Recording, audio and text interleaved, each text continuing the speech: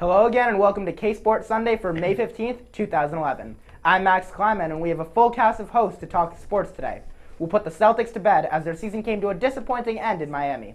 Saturday night saw the Bruins get off to a disappointing start in their Eastern Conference opener against Tampa Bay. And can the Red Sox get to 500? They'll get their chance tonight in New York. First, let's start with the Celtics, whose quest for an 18th title ended this week in Miami. We go to the Back Talk set where the guys are joined by a very special guest. Jason, take it away. All right, thank you, Max.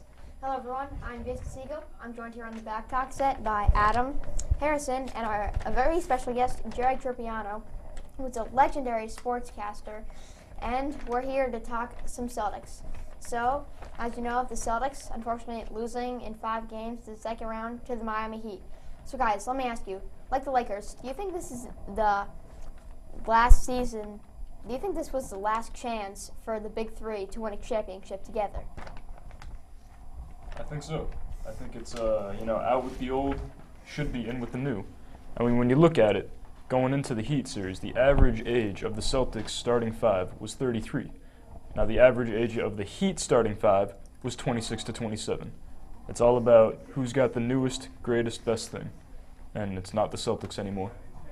Seems like it's more of an athletic league right now. When you look at LeBron James and Kevin Durant, Wade with Miami, and the Celtics really show their age, I think, in that series. So yeah, I think this was the last hurrah for the Big Three for the Celtics. So do you guys think that it would be smart of Danny Ainge to break up the Celtics now? Maybe trade away a Kevin Garnett, trade away a Ray Allen, see if you can get a younger piece, maybe trade for Dwight Howard from the Magic, see if you can maybe get Chris Paul, I don't know, try to rebuild the entire organization? Or should they keep the guys together and see if they have one more year at the run?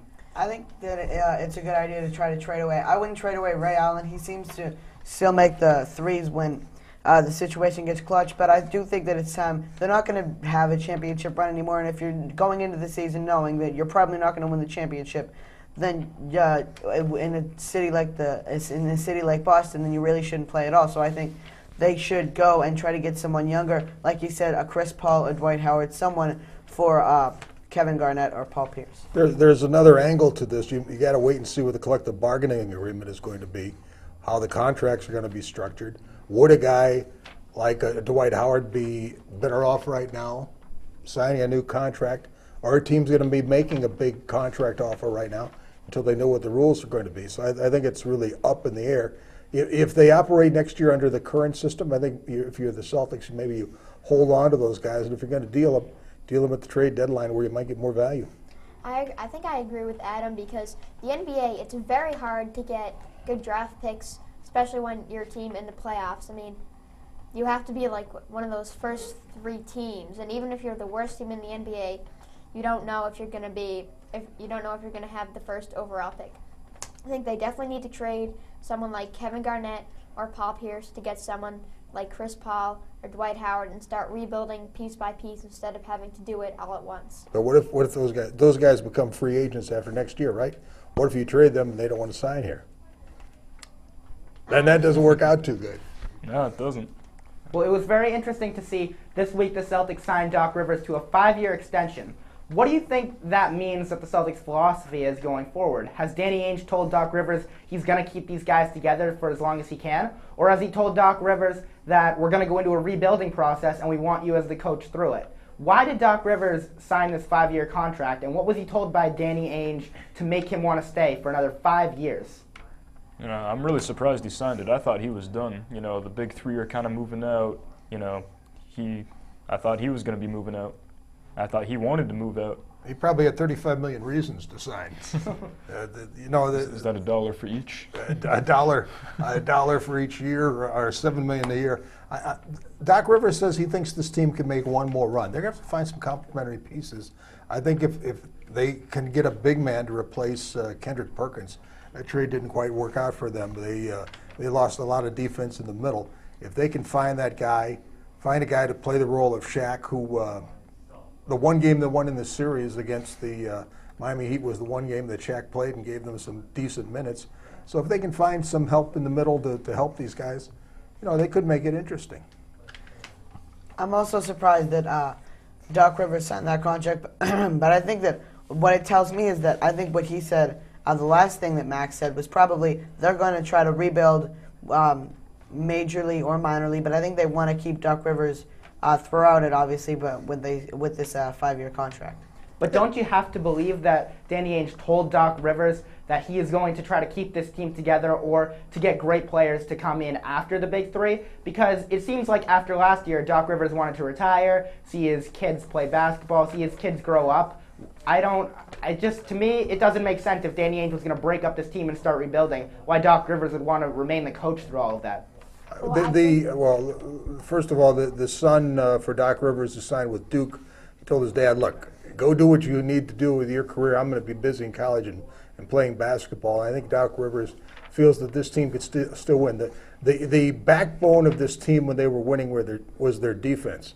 The defense fell apart in the series against Miami. If they can add the key pieces to help them defensively, they should still have enough offense to put things together. So I think they really feel like this could get done.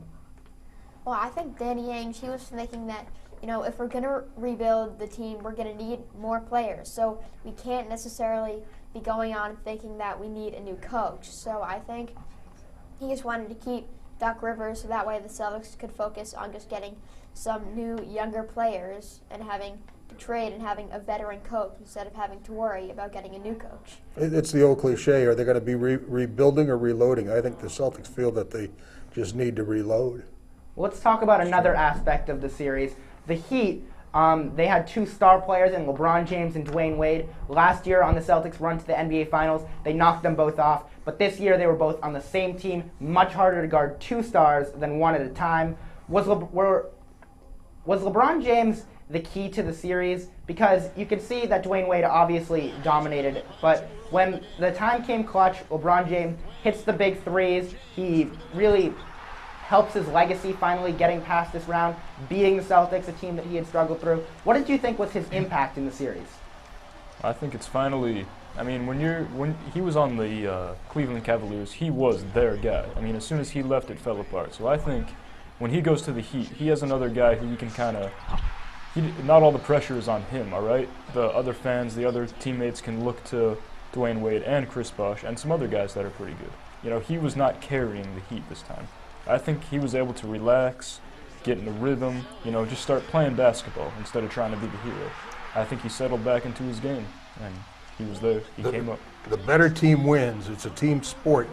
You can let a guy like LeBron James or Dwayne Wade on their own go nuts, and then contain the other four people. But it's the best team that wins. When you have those components both clicking, as they did in that series, it's tough to beat a team like that. Yeah, LeBron James and Dwayne Wade, they did a good job, but one guy who I think was one of the X factors in the series was Joel Anthony. Did a good job getting down low. The Celtics didn't have as many big guys. They really only had Jermaine O'Neal with Shaq out. They didn't have Perkins. Glenn Davis wasn't doing as much as we thought he would. So I think having a big guy who can get in down low and is very consistent with layups and dunks was Joel Anthony. I think that was the X factor in the series. What we're going to see, too, in this next round when Chicago takes on Miami, Derrick Rose is the league's MVP. Is he going to have to carry it, or will other guys chip in? Will Boozer still play well? Will the rest of the team contribute and take some of the pressure off Rose? You can let that one guy go get his 35, 40 points if you hold everybody else in place, if your team is consistent throughout. So that should be a good series, but it's the better team that wins. For a bit more analysis of what happened to the Celtics, we join YBA reporter Patrick Bryant, who is joined by veteran sportscaster Jimmy Myers.